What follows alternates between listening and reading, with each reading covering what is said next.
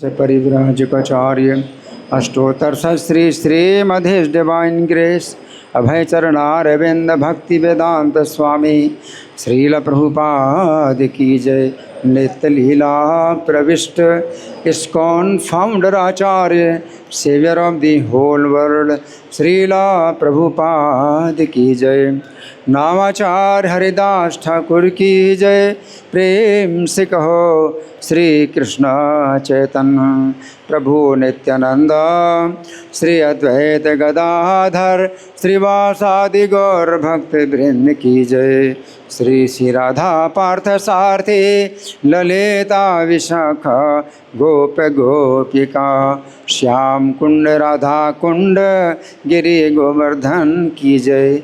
जितने दर्शनार्थी हैं बाहर के वो भी कृपा करके घुटनों पर बैठें और माथे को ज़मीन में लगाएं। जब तक जयकारा होगा सब लोग घुटनों पर बैठें और माथे को ज़मीन में लगाएं। श्री श्री गौर नेताही की जय। श्री श्री सीताराम लक्ष्मण हनुमान की जय। श्री श्री कृष्ण बलराम की जय। श्री श्री लक्ष्मी नरसिंह प्रहलाद महाराज की जय। समवेत भक्त वृंद की जय। अनंत कोटि वैष्णव वृंद की जय। इस्कॉन वर्तमानाचार्य वृंद की जय। श्री श्री राधा गोविंद झूलन यात्रा महामहोत्सव की जय। श्री श्री बलभद्र आविर्भाव तिथि महामहोत्सव की जय। गौर प्रेमानंदे all glories the assembled devotees, all glories the assembled devotees, all glories the assembled devotees, all glories to Sri Guru and Gauranga। हरे कृष्णा। तो आज बलदेव जी का आविर्भाव दिवस है।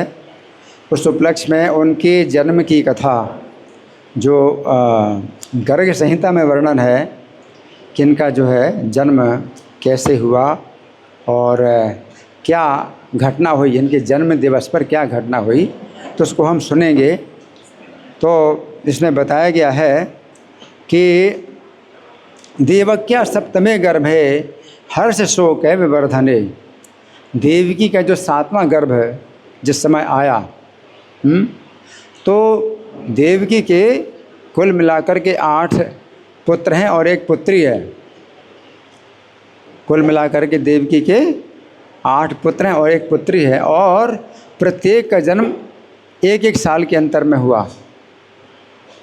तो 7वें गर्भ में जब बलदेव जी आए, देवक्या सप्तमे गर्भे, देवकी के 7वें गर्भ में जब बलदेव जी आए तो हर्ष शोक विवर्धने, तो देवकी का हर्ष भी बढ़ा और शोक भी बढ़ा। हर्ष भी बढ़ा और शोक भी बढ़ा। शोक किस बात का है कि प्रत्येक बार जो है जो बालक गर्भ में आता है कंस उसकी हत्या करेगा, तो देवकी पहले से ही शोक में भर जाती। तो देवकी का शोक, तो ये शोक और बढ़ गया क्योंकि ये बालक विशेष तेजस्वी है।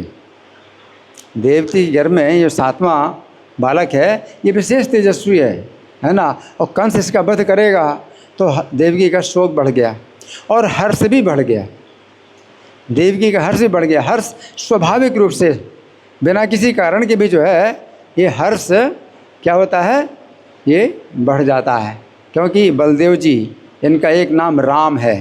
राम का मतलब है आनंद। तो आनंद जो है वो देते हैं और कभी बिना किसी कारण के भी आनंद मिलता है। तो बलदेव जी जो कि गर्भ के अंदर आए देवकी के, तो हर्ष भी उनका बढ़ गया लेकिन शोक भी बढ़ गया, है ना। जैसे कहते हैं ना कि हाँ प्रभु नित्यानंद प्रेमानंद सुखी। नित्यानंद इनका नाम ही है, आनंद है, नित्यानंद।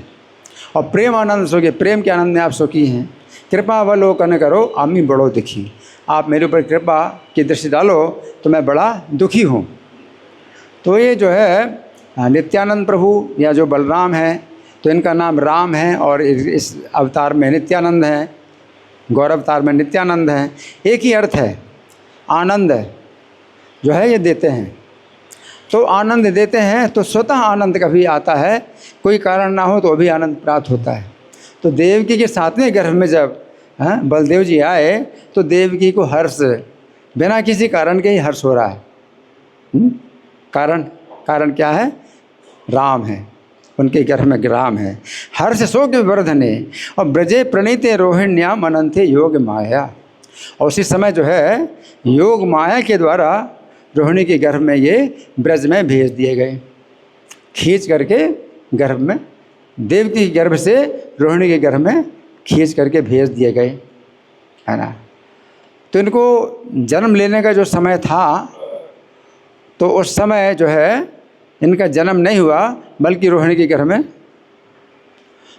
में ये क्या हो गए, स्थानांतरित हो गए, है ना। तो ब्रजे प्रणीते रोहिण्या मनंते योग माया अहो गर्भा को विगत इत्युचुर माथुरा जना। और जो जन्म का जो समय था, तो वो समय जन्म का ही था, और जन्म हुआ नहीं, देवकी के गर्भ से जन्म नहीं हुआ।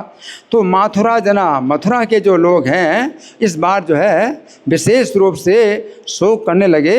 अहो गर्भा क्वा विगत, कि अरे हाय, ये गर्भ कहाँ चला गया, ये गर्भ कहाँ चला, जन्म ही नहीं हुआ। जन्म लेने का जो समय था तो जन्म ही नहीं हुआ, और वो कहाँ चला गया, गर्भ गिरा भी नहीं, गर्भपात भी नहीं हुआ, कहाँ चला गया। तो इत्युचुर माथुरा जना, जितने मथुरा के लोग हैं वो सोचने लगे ये क्या है, कि 8वें पुत्र जो है अगर होंगे, भगवान होंगे, है ना, तो ये 7वां पुत्र तो हुआ ही नहीं। अब वो जो 8वें पुत्र की संख्या वो कैसे मानी जाएगी कि 8वां पुत्र है या 7वां पुत्र है। 7वां पुत्र तो जो है ये जन्म ही नहीं हुआ और गर्भ गिरा भी नहीं, तो क्या, तो कोई जो है इस रहस्य को नहीं जान पाया। अथ ब्रजे 5 दिनेषु भाद्रे, तो जब ब्रज में ये जो है जब चले गए बलदेव जी, तो 5 दिन के बाद इनका जन्म हुआ ब्रज में। तो रोहिणी के गर्भ में जिस दिन ये स्थानांतरित हुए, उसके 5 दिनों के बाद जो है इन्होंने जन्म लिया, है ना। तो ये चूँकि अलग कल्प की है, प्रत्येक कल्प में भगवान कृष्ण का अवतार होता है, तो ये नारद जी इस कथा को सुना रहे हैं, तो ये कुछ दूसरे कल्प की कथा है। इसमें क्या है कि ये भाद्रपद के शुक्ल पक्ष की षष्ठी तिथि को इनका जन्म हुआ, इसलिए वो जो तिथि है षष्ठी तिथि हलधर षष्ठी कही जाती, हलधर षष्ठी। तो किसी कल्प में षष्ठी को इनका जन्म हुआ था, और ये बलराम पूर्णिमा कहलाती है। आज पूर्णिमा, श्रावण पूर्णिमा है, तो बलराम पूर्णिमा भी कही जाती है। और षष्ठी को भी इनका जन्म हुआ तो हलधर षष्ठी भी कही जाती है। तो वो भाद्रपद के शुक्ल पक्ष की षष्ठी तिथि को, है ना। तो यहाँ बताया गया है कि स्वाति नक्षत्र था, और षष्ठ्याम षष्ठी तिथि थी, और सिते का मतलब शुक्ल पक्ष था, और बुधे और बुधवार का दिन था, और चर ग्रह पंचभीरावृतीचा, और जो है जो ग्रह हैं 5 ग्रह जो है ऊंचे स्थान पर थे, लग्ने तुला के, और तुला लग्न, दिन मध्य देश है, और दिन का मध्य देश था, यानी मध्याह्न काल। तो श्री कृष्ण का जन्म हुआ मध्य रात्रि में या अर्धरात्रि में, और बलदेव जी का जन्म हुआ अर्ध दिवस में, आधे दिन में। तो बलदेव जी ज़्यादा दयालु हैं कृष्ण से कि कृष्ण के जन्म के लिए आपको क्या दिन भर फास्टिंग करना और आधी रात तक फास्टिंग करना, है ना, तो अच्छी परेड हो जाती है। और बलदेव जी ज़्यादा दयालु हैं, तो दोपहर में ही जन्म ले लेते हैं, तो आपको जो है दोपहर तक ही फास्टिंग करना है ना। तो दिन मध्य देशे सुरेश वत्सु सुपुष्प वर्षम, उस समय देवता लोग जो है बड़े सुंदर फूलों की वर्षा कर रहे हैं। अब देखिए कितना आश्चर्य है कि कोई नहीं वैसे जानता कि इनका तत्व क्या है, बलदेव जी का तत्व क्या है, कोई नहीं जानता, ब्रजवासी भी नहीं जानते, कोई नहीं जानता। लेकिन देवता लोग उस समय जब इस बालक का जन्म हुआ रोहिणी के गर्भ से, तो उस समय देवता लोग जो है आकाश से सुंदर पुष्पों की वर्षा कर रहे हैं। ये सोचिए, है ना। अभी तो फूलों की वर्षा हेलीकॉप्टर से होती है कभी, है ना, तो हेलीकॉप्टर की कोई ज़रूरत नहीं, आकाश से फूल बरसा रहे हैं देवता लोग आकाश से फूल बरसा रहे हैं, और कोई पहले से सूचना भी नहीं है कि भाई ये कुछ तैयारी करें, कोई विशेष व्यक्ति का जन्म हो रहा है, कोई बहुत विशेष है, कोई देवता हैं या कोई बहुत बड़े जो है महापुरुष हैं, किनका जन्म हो रहा है, कोई नहीं जानता। नंद के घर में जन्म हुआ, है ना, रोहिणी के गर्भ से, तो उस समय देवता लोग जो है फूलों की वर्षा कर रहे हैं और बड़े विशेष फूलों की वर्षा कर रहे हैं कि देवताओं को जो बातें पता होती हैं वो मनुष्यों को नहीं पता होती। देवलोक में बहुत चर्चा हो रही, देवलोक में बहुत चर्चा हो रही है कि इस समय जो है भगवान जो श्री कृष्ण के धाम है, अनंत हैं, शेष जी हैं, तो उनकी जो है मतलब विशेष रूप से जो है यहाँ स्वागत सत्कार के लिए हमें कार्य करना है और देवता लोग फूलों की वर्षा कर रहे हैं। लेकिन सूचना किसी को नहीं मिल रही, सूचना किसी को नहीं मिल रही कि भाई किसका जन्म हुआ, ये जो ऐसी वर्षा हो रही हो, ऐसी फूलों की वर्षा होगी तो सब कोई देखेंगे भाई ये क्या आपके सामने इस तरह से अगर फूलों की वर्षा हो, आकाश से फूलों की वर्षा, तो आपको लगेगा कि क्या हो रहा है, ये क्यों हो रहा है ना। तो बड़े आश्चर्य की जो है बात यह है, कुछ सुरेश वर्षा सुपुष्प वर्षम घनेशु मंचसु सा बारी बिंदुन, और जो घन हैं बादल हैं वो जो है छोड़ रहे हैं वारी बिंदुन। वारी बिंदुन माने फूलों की जल की जो है फुहारें, जल की फुहारें छोड़ रहे हैं बादल से। उससे क्या होगा कि वर्षा की जो है असुविधा नहीं होती। अगर पानी बरसता है तो उसकी असुविधा होती है ना, तो पानी नहीं बरस रहा बल्कि बादल लोग जो है ऐसी जो फुहारा छोड़ रहे हैं जिससे कि गर्मी दूर हो रही है। जैसे बहुत गर्मी में रथ यात्रा में आजकल जगन्नाथपुरी में देखते हैं ना, बड़ी बड़ी मशीनों के द्वारा जो है स्प्रे करते हैं, बहुत पानी जो है उसे ठंडा कर देते हैं, तो बड़ी ठंडक पैदा होती है। तो जो बादल लोग हैं वो ठंडक पैदा कर रहे हैं। भगवान की मशीन वो स्प्रे मशीन वही, जो बादल हैं वो भगवान की स्प्रे मशीन है ना। तो वो जो है घनेशु मनसा सुचाबारी बिंदुन बहु विदेव विष्णु वसुदेव पत्न्याम।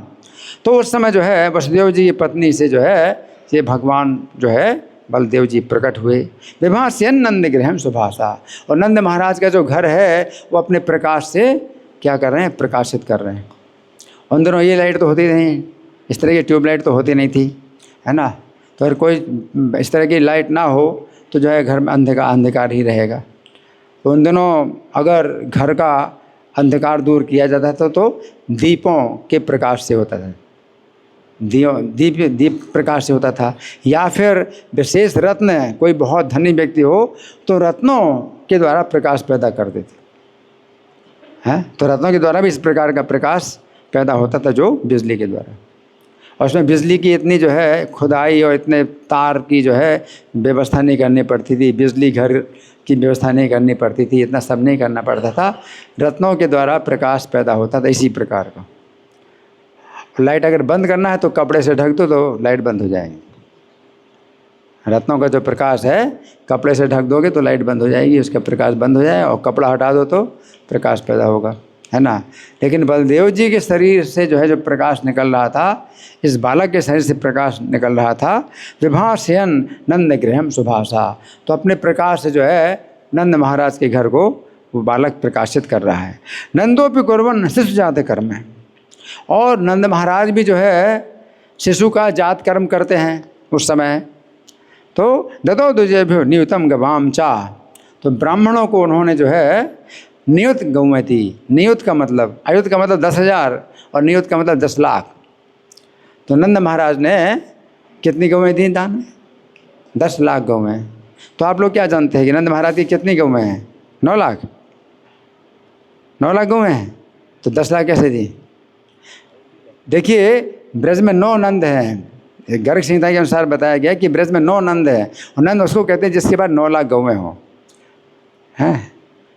लेकिन कृष्ण के पिता हैं वो नंद नहीं है, नंदराज हैं। नंदराज उसे कहते हैं जिसके पास 1 करोड़ गौएं हों। हरि बोल। 9 नंद और 9 उपनंद। उपनंद किसे कहते हैं? जिसके पास 5 लाख गौएं हों, तो 9 उपनंद हैं। नंद नगर पूरा उसमें नंद ही नंद है, 9 नंद हैं, 9 उपनंद हैं, तो 5 लाख गौएं, 1 उपनंद के तो 9 उपनंदों की कितनी गौएं हो गई? 45 लाख। फिर 9 नंद हैं तो 9 लाख गौएं हैं, तो 9 लाख गौएं 1 नंद की, और 9 नंद हैं कितनी हो गई? 81। 81 और 45, 81 45 कितना हुआ? 126 लाख, 1,26,00,000 हो गया। और नंदराज की 1 करोड़ गौएं, 2,26,00,000 हो गए। ठीक है। और बृषभानुपुर, जो राधा रानी का बृषभानुपुर है जन्म स्थान, वहाँ पर 6 बृषभानु हैं, 6 बृषभानु हैं। और बृषभानु उसे कहते हैं जिसके पास 10 लाख गौएं हों। तो कितने गौएं हो गए? 60 लाख गौएं। अब उसको जोड़ो, 2,86,00,000 गौएं हो गई। ठीक है। और बृषभानुवर राधा रानी के पिता हैं। बृषभानुवर उसे कहते हैं जिसके पास 50 लाख गौएं हों।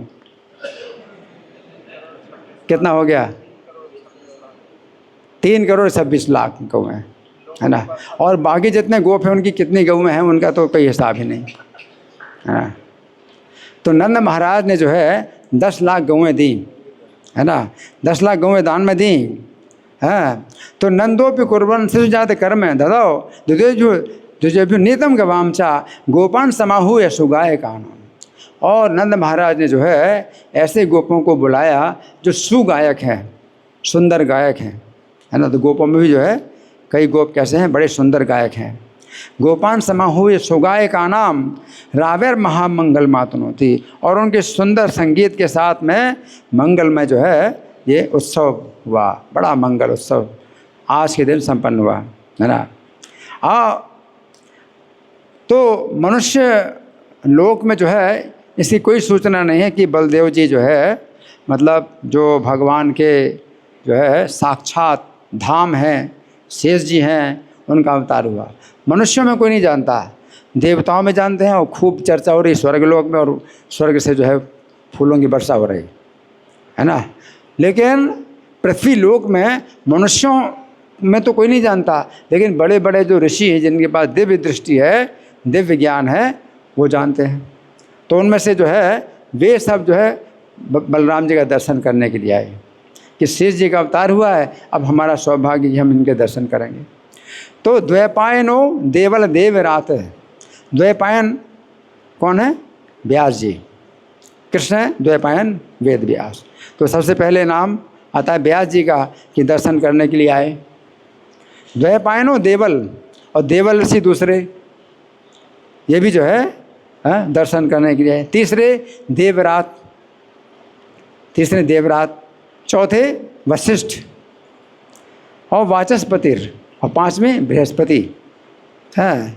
और फिर मया, और नारद जी कहते हैं छठवां मैं भी आया।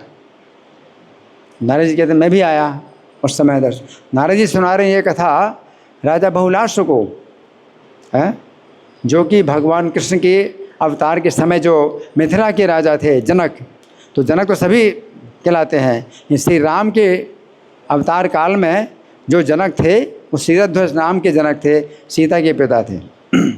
और उन्हीं की कुल परंपरा में, वंश परंपरा में जो कृष्ण अवतार के समय जो मिथिला के राजा जनक थे उनका नाम क्या था? बहुलाश। तो बहुलाश राजा सुन रहे हैं और नारद जी सुना रहे हैं। तो नारद जी कह रहे हैं कि मैं भी उस समय वहाँ पर पहुँचा। कहाँ पर पहुँचा दर्शन करने के लिए? नंद के घर में। मयाचा आगत तत्रैव समाथ तो भूत। तो हम सब लोग आकर के वहाँ पर बैठ गए। पाद्यादि भिन्नंद हृदय प्रसन्न, और हम सब लोग जो बड़े प्रसन्न हुए, उन्होंने जो है पाद्य अर्पण किया, यानी पैर धोए। नंद महाराज ने बड़े प्रसन्नतापूर्वक, आदरपूर्वक, श्रद्धापूर्वक सब ऋषियों के पैर धोए, है ना। तो हम लोग बड़े प्रसन्न हुए, है ना। फिर नंदराज उवाच, नंदराज बोले। नंदराज कौन है? कृष्ण के पिता। नंद नहीं, कौन है? नंदराज।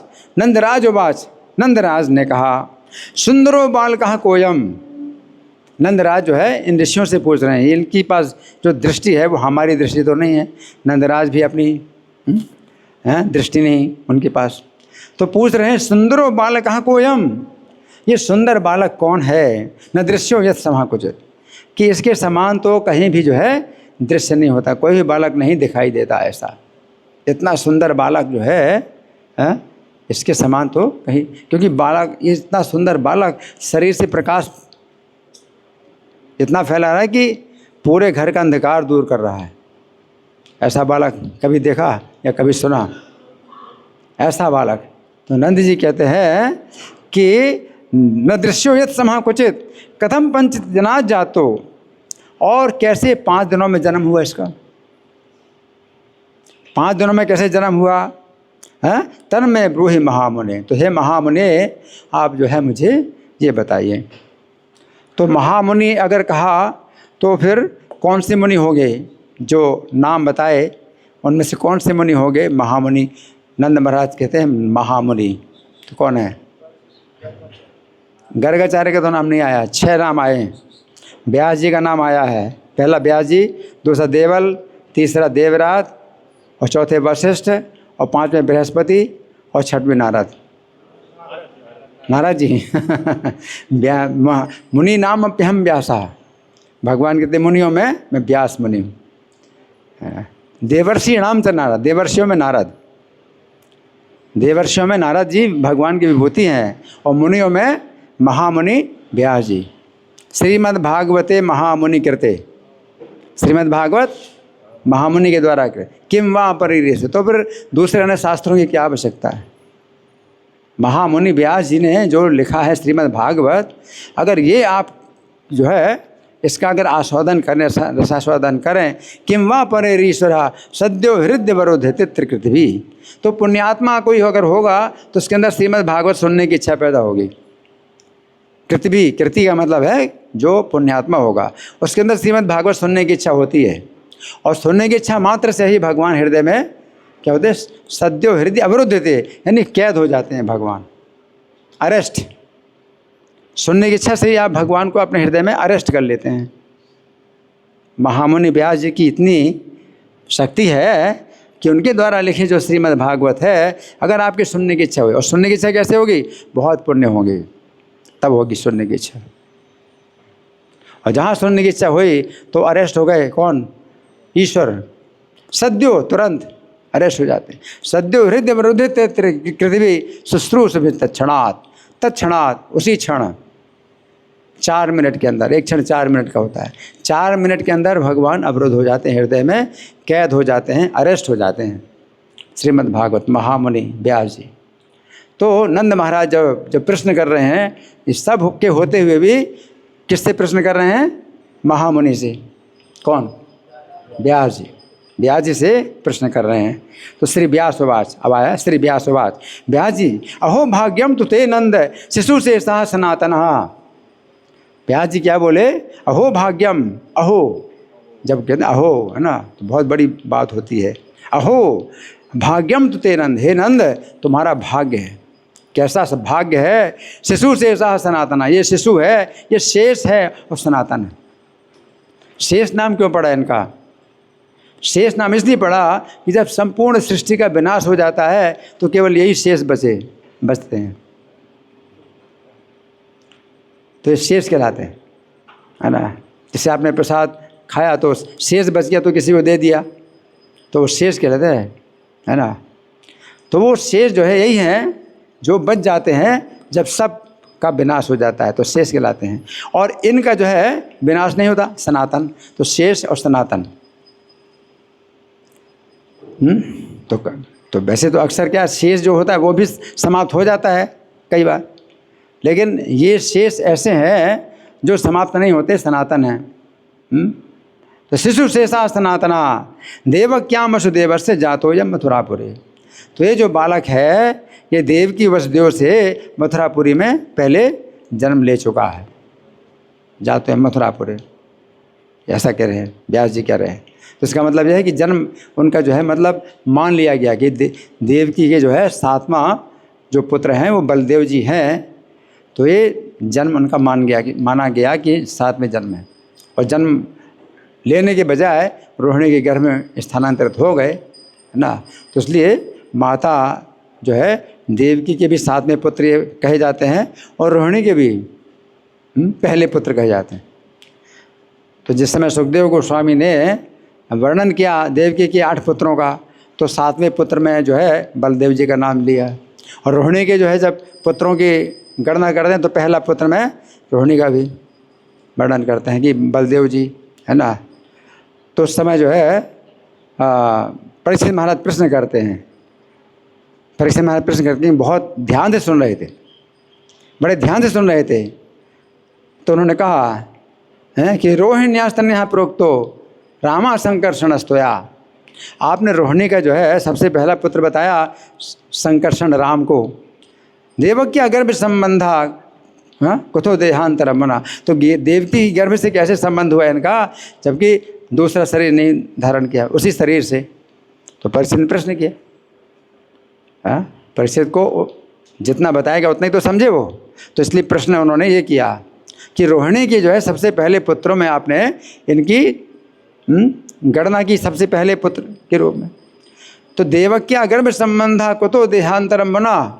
तो अंतर देह मतलब दूसरा देह के बिना देवकी के गर्भ से संबंध कैसे हुआ, ये प्रश्न किया है ना। तो इससे पता चलता है कि देवकी के साथ में पुत्र यही हैं और रोहिणी के सबसे पहले पुत्र भी यही हैं, है ना। तो वो कह रहे हैं व्यास जी कि देवक्याम वसुदेव से जातो यह मथुरापुरी। मथुरापुरी में देवकी वसुदेव से ये जन्म ले चुका है और किसी को पता नहीं चला, जन्म का किसी को पता नहीं चला। सब लोग मथुरा के निवासी कहते कहाँ चला गया गर्भ, कहाँ चला गया, कहाँ चला गया, है ना। तो जन्म ले चुका, तो देवकी गर्भ से खींचा योग माया ने और रोहिणी गर्भ में डाला। तो जैसे जिस समय खींचा तो उसको समझो कि वो जन्म हुआ उनका इस तरह से। और फिर 5 दिनों के बाद फिर से जन्म हुआ। तो व्यास जी कहते हैं कृष्णेच्छया तत्उदरात प्रणीतो रोहिणी शुभाम, कि श्री कृष्ण की इच्छा से देवकी के उदर से इनको जो है शुभ देवी रोहिणी के गर्भ में इनको जो है प्रवेश कराया गया। नंदराज तो या दृश्य दुर्लभो योगी नाम अपी। तो हे नंदराज, तो व्यास जी भी इनको क्या बोलते हैं, नंदराज बोलते हैं। नंद नहीं बोल रहे हैं, क्या बोल रहे हैं, नंदराज। नंदराज तो या दृश्यो, तो हे नंदराज जो तुम देख पा रहे हो इनको, तुम्हारे लिए दृश्य हैं, तुम्हारी आंखों के सामने जो दर्शन हो रहा है इस बालक का, दुर्लभ हो योगी नाम, योगियों के लिए भी दुर्लभ है ये बालक, इसका दर्शन योगियों के लिए भी दुर्लभ है। ये बड़े बड़े योगी तो आए हैं दर्शन करने के लिए, इनसे बड़े योगी कौन हो सकता है। व्यास हैं और देवल, देवरात, वशिष्ठ, बृहस्पति, नारद, है ना। तो योगियों के लिए दुर्लभ है, इसलिए बड़े बड़े योगी लोग आए हैं दर्शन करने के लिए। हम लोग आए इनका दर्शन करने के लिए, दुर्लभ है।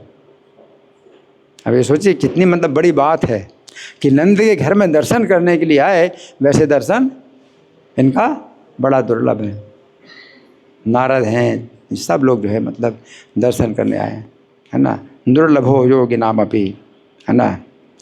तद दर्शनार्थम प्राप्तो हम वेद व्यासो महामुनि। तो इसी बालक के दर्शन के लिए मैं आया हूँ यहाँ। कौन, महामुनि वेद व्यास। वो अपने को भी कह रहे हैं कि महामुनि वेद व्यास मैं भी आया हूँ, और मैं महामुनि वेद व्यास हूँ, मैं आया हूँ, तो बालक की क्या महिमा होगी वो सोचो। इस बालक की क्या महिमा होगी। व्यास जी जो है अपनी महिमा बता रहे हैं कि मैं महामुनि हूँ, तो इसलिए नहीं बता रहे कि अपनी महिमा बताना चाहते, बल्कि बालक की महिमा बता रहे कि मैं इतना बड़ा मुनि, महामुनि हूँ और मैं दर्शन करने के लिए आया हो। तो सोचो इस बालक की महिमा क्या होगी, है ना। तद दर्शनार्थम प्राप्त हो हम वेद व्यासो महामुनि तस्मात् तुम दर्शयास्माकम। इसलिए तुम जो है हमें दर्शन कराओ। अभी दर्शन नहीं हुआ है तो नंद के घर में आए दर्शन करने के लिए, जब तक दर्शन नहीं कराएंगे तो दर्शन नहीं होगा। तो कौन कह रहे हैं, किससे कह रहे हैं दर्शन कराओ,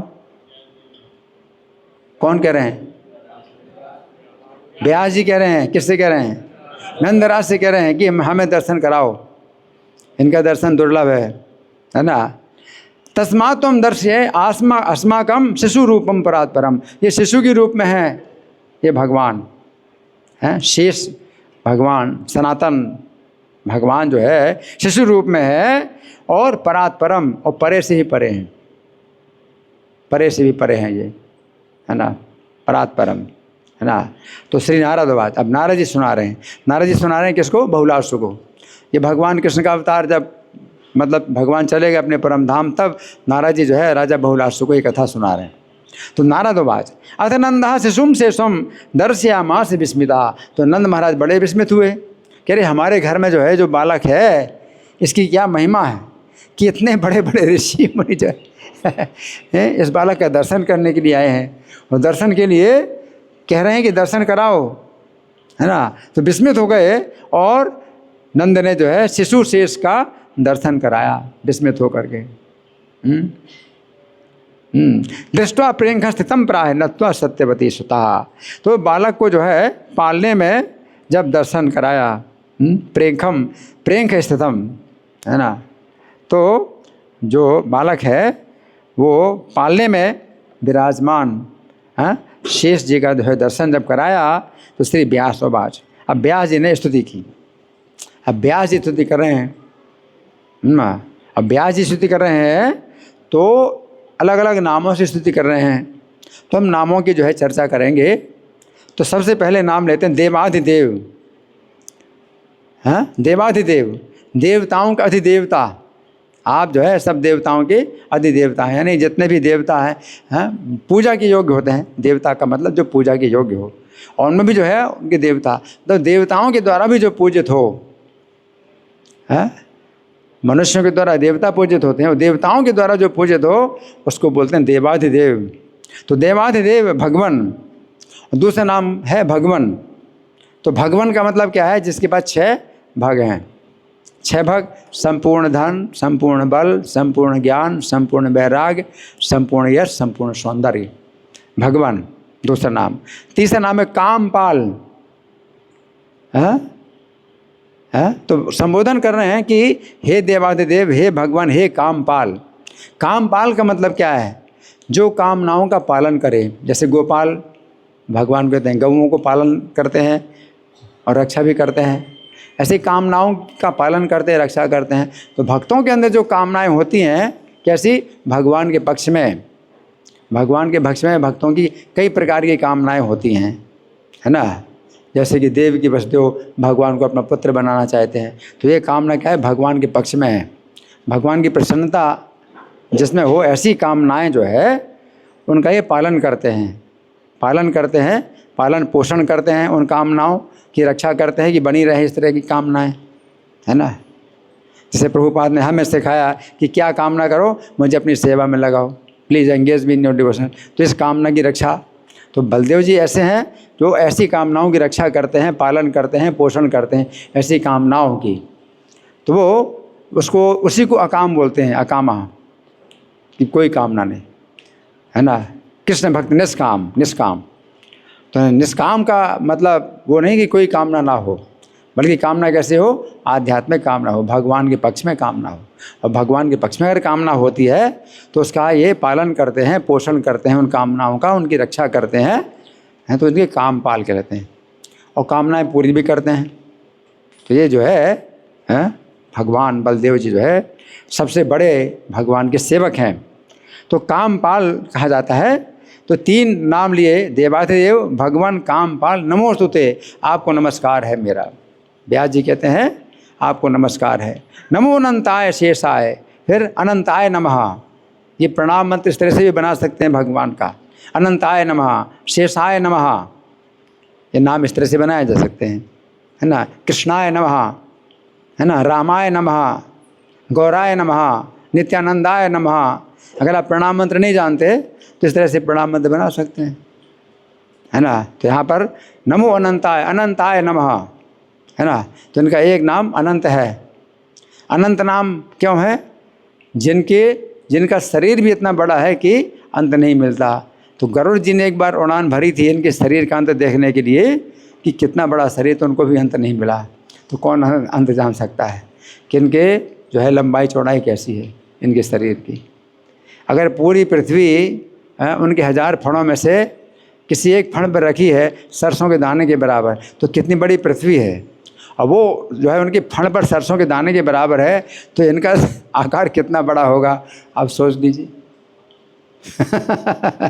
उन्हें पता भी नहीं है कि कहाँ रखी है पृथ्वी।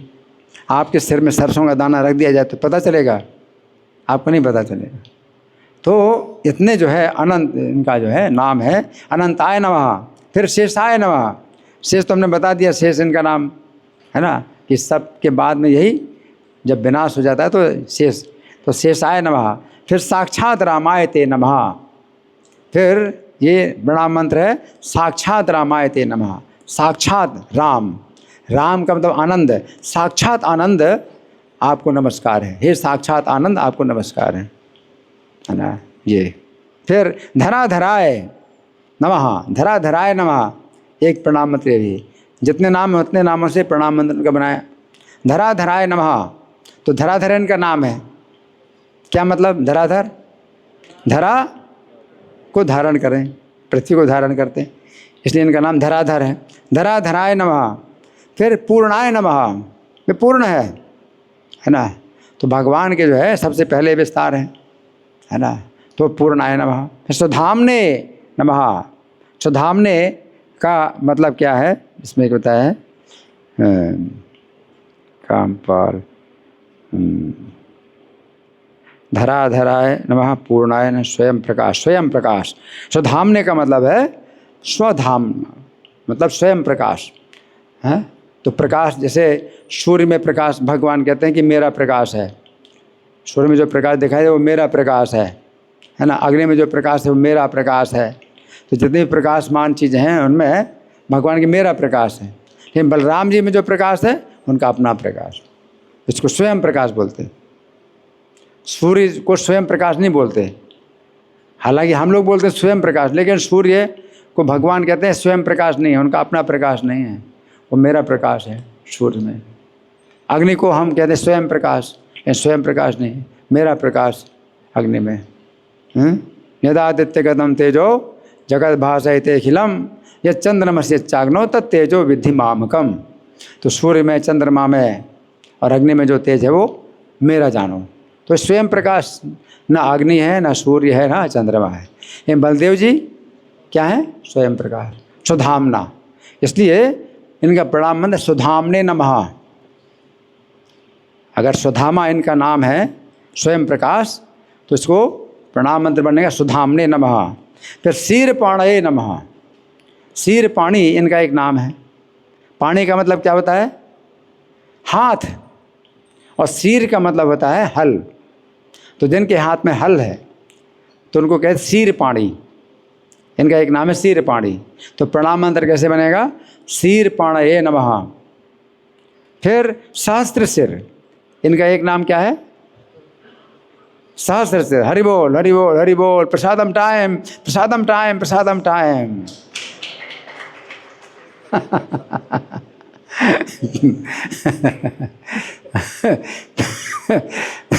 तो आंखें खोलो, ये भी प्रसाद है, ये कानों का प्रसाद है। ये मुंह का प्रसाद तो जो है आप जो है पूरा नहीं ले सकते, असीमित नहीं ले सकते। ये कानों का जो प्रसाद है असीमित ले, जितना भी लो उतना ही कम है, इसमें जो है कोई सीमा नहीं है। कानों का प्रसाद, मुंह का प्रसाद तो आप उठ जाओगे अब नहीं, और नुकसान भी करेगा। ये कानों का प्रसाद जो है चाहे जितना भी आप लो, ये जो है हमेशा कम है ना। तो ये प्रसाद टाइम है, प्रसादम टाइम। कौन सा प्रसाद है? कर्ण प्रसादम। ये कर्ण प्रसादम है ना। कानों को खोलना है केवल, और कुछ नहीं करना है। हाँ, तो इनका एक नाम क्या मैंने बताया? सहस्त्र सिर। इनकी 1000 फण है ना। तो सहस्त्र सिर से नमः। तो इसका प्रणाम मंत्र कैसे बनेगा? सहस्त्र सिर इनका नाम है, सहस्त्र सिर से नमः, ये प्रणाम मंत्र है। सहस्त्र सिर से नित्यम नमः संकर्षणाय थे। तो नित्यम नमः, हाँ, नित्यम संकर्षणाय नमः ते नमः। ते नमः माने तुमको नमस्कार है। नित्यम संकर्षणाय नमः। तो हे संकर्षण, हाँ, आपको नित्यम नमः, नित्य नमस्कार, नित्य नमस्कार है ना। जैसे 1000 बार नमस्कार बोलते हैं, 10,000 बार नमस्कार बोलते हैं। अगर आपके नित्यम नमस्कार, नित्यम नमः, इसका मतलब है कि रोज़ आप नमस्कार कर रहे हैं। आपने एक बार बोल दिया तो वो रोज़ प्रतिदिन का नमस्कार हो गया, कि प्रतिदिन जीवन भर में जितने भी दिन हुए उतने दिन का नमस्कार आपने बोल दिया, नित्यम नमः। नित्य का मतलब प्रतिदिन भी तो होता है ना। नित्यम नमः। रेवती रमण त्वं वै। अब एक नाम है इनका रेवती रमण, है ना। तो रेवती रमण का क्या मतलब? रेवती के पति हैं, है ना। तो रेवती के पति हैं, है ना। तो इसमें गर्ग संहिता में कथा आती है ज्योतिषमती, जो चाक्षुष मनु की कन्या थी ज्योतिषमती। ये 7वां मनवंतर चल रहा है। कितना? 7वां मनवंतर चल रहा है। 6ठा मनवंतर, इसके पहले 6ठा मनवंतर था। और प्रत्येक मनवंतर 30 करोड़ साल का है। कितना? 30 करोड़ साल का है ना। 30 करोड़ साल में 12 करोड़ साल अभी बीते हैं इस मनवंतर के। तो पिछले मनवंतर भी 30 करोड़ साल का था, 6ठा मनवंतर। उसके मनु थे चाक्षुष मनु। कौन से मनु थे? इस मनवंतर के मनु कौन है? वैवस्वत मनु। तो चाक्षुष मनु की पुत्री थी ज्योतिषमती। तो ज्योतिषमती जो है, जो उनकी पुत्री थी, तो उनके पिता ने पूछा कि बेटी तू कैसे जो है, तुझे कैसा वर चाहिए? तो उसने कहा कि पिताजी जो सबसे ज़्यादा बलवान हो, मुझे ऐसा वर चाहिए। क्या कहा? तो सबसे ज़्यादा बलवान हो ऐसा वर चाहिए। तो चाक्षुष मनु बड़े मतलब शक्तिशाली थे। तो उन्होंने जो है सबसे पहले इंद्र को बुलाया, इधर आओ। इंद्र भी उनके आज्ञा के अधीन, इधर आओ। इंद्र को बुलाया, इंद्र आए, खड़े हुए, बोले बताओ तुमसे ज़्यादा कोई बलवान है कि नहीं? झूठ नहीं बोलना, सच बोलना। तुमसे ज़्यादा कोई बलवान है क्या? तो इंद्र ने कहा हाँ, मुझसे ज़्यादा बलवान तो वायु देवता है। वायु देवता मुझसे ज़्यादा बलवान है। तो वायु देवता को बुलाया, इधर आओ। कितने मतलब प्रभावशाली थे वायु देवता। बताओ तुमसे ज़्यादा कोई बलवान है, सच बताओ। वायु देवता ने कहा कि मुझसे बलवान पर्वत हैं, पर्वत मेरी गति को रोक देते हैं। तो पर्वतों को बुलाया है, तुमसे ज़्यादा कोई बलवान है, बताओ। तो पर्वतों ने कहा कि हाँ, हमसे ज़्यादा बलवान तो भूमंडल है, भूमंडल। तो भूमंडल को बुलाया, तुमसे ज़्यादा कोई बलवान है?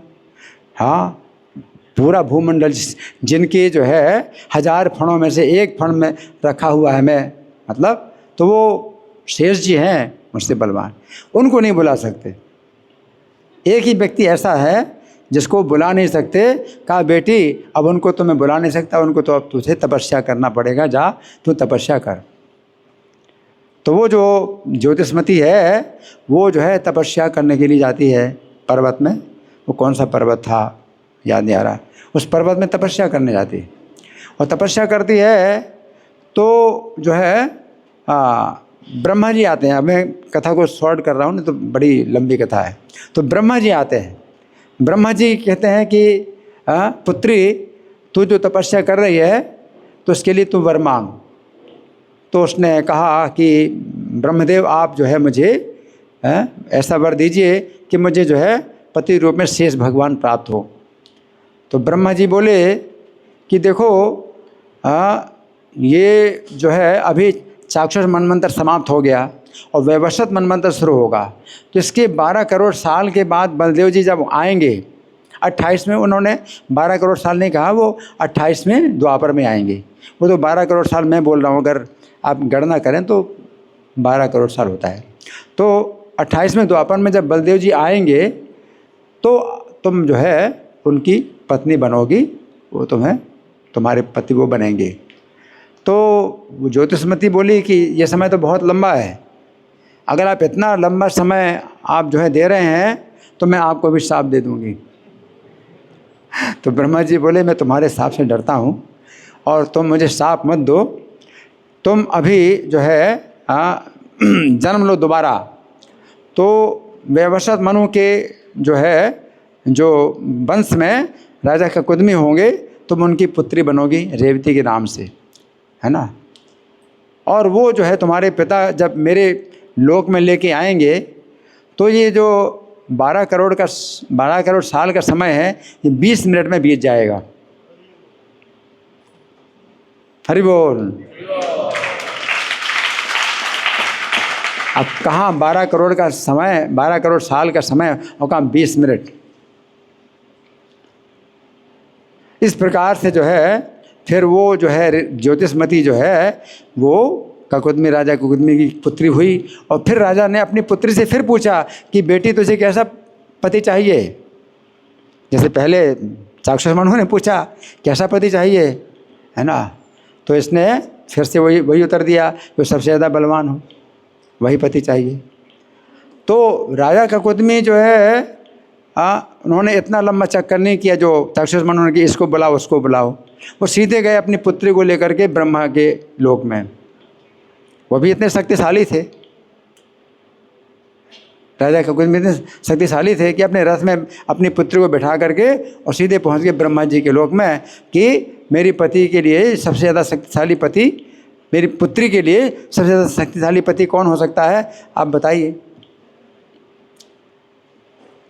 तो ब्रह्मा जी के लोक में थोड़ा कुछ समय नृत्य गीत चल रहा था, तो थोड़ा सा रुके वो 20 मिनट के लिए रुक गए। तो यहाँ पृथ्वी का जो है 1,00,000 साल जब बीतता है तो वहाँ का ब्रह्मलोक में 1 सेकंड होता है। कितना? 1,00,000 साल जब यहाँ बीतते हैं तो वहाँ ब्रह्मलोक में कितना होता है? 1 सेकंड। तो 20 सेकंड नहीं 20 मिनट, तो 20 मिनट के अगर सेकंड बनाएंगे तो 60 से गुणा करोगे, ठीक है ना, तो इतने सेकंड तो उतने फिर करोड़ साल, तो 12 करोड़ साल मतलब होता है।